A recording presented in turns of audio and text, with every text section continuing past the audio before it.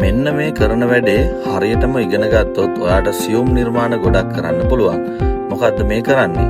ඒ තමයි ඔයාට batik design එකක ඉතා සියුම් රේඛා වගේ තැන්වලට අවශ්‍ය වර්ණ යොදා ගන්න අපි කරන පුංචි උපක්‍රමයක්. ඉතින් මේක කරන්නේ මෙන්න මේ වගේ යකඩ තුඩක් පාවිච්චි කරලා මේ ඉටි රටා ඇඳපු ඒවා ටික ලස්සනට මේ විදිහට සූර ගන්නවා. ඉතින් තව පොඩි රහසක් කියන්නම්.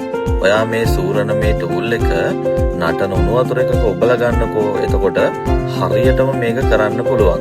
ඉතින් අපේ ඒකට ප්‍රැක්ටිස් වෙච්ච ළමයි මේ වැඩේ හරියටම කරනවා. ඔයාට බලන්න පුළුවන් ඉතා සංයමයෙන්. ඉතින් මේකෙන් අපිට ලස්සන නිමාවක් ගන්න පුළුවන්. ඕනම බතික් නිර්මාණයක විශේෂයෙන් වෝල් හැඟ එකක් වගේ කරන කෙනෙකුට මේක ඉතාමත් වැදගත් වෙන ට්‍රික් එකක්.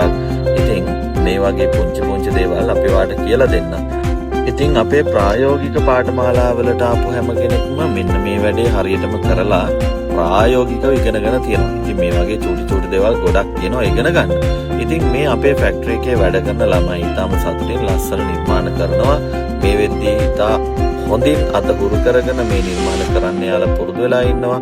ඉතින් මේ අයත් අපි ළඟට එනකොට මේ දේවල් කරන්න දැනන් හිටපු අය නන් නෙවෙයි. ඉතින් ඊටාම කෙටි කාලයකින් අපි මේ දේවල් ඒගොල්ලන්ට පුරුදු කරලා දැන් ලස්සනට වැඩ කරමින් යනවා.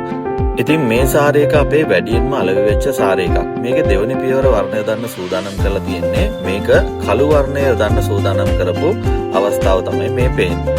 ඉතින් මෙන්න මේ මේසෙ අපි පාවිච්චි කරනවා ඊටාම පහසුවෙන් නිර්මාණ කොපි කරගන්න සාරේකකට. මේක අපි ගොඩක් කාලයක් ඉඳන් පාවිච්චි කරන උපකරණයක්. ඉතින් මේක කාබන් අවශ්‍ය වෙන්නේ නැතුව කොළ ඉරෙන්නේ නැතිව කිසි ගැටලුවක් නැතුව ඩිසයින් එක සාරේටම පිටපත් කරගන්න පුළුවන්. ඉතින් මේක පහසුවෙන්ම ඔයාගේ ගෙදර අවට තියෙන දේවල් හොයාගෙන හදාගන්නේ කොහොමද කියලා දැනගන්න ෆැක්ටරි එකක් කරන අයට විශේෂයෙන් මේක වැදගත් වෙන නිසා අපිට මැසේජ් එකක් දාන්න කියලා දෙන්න.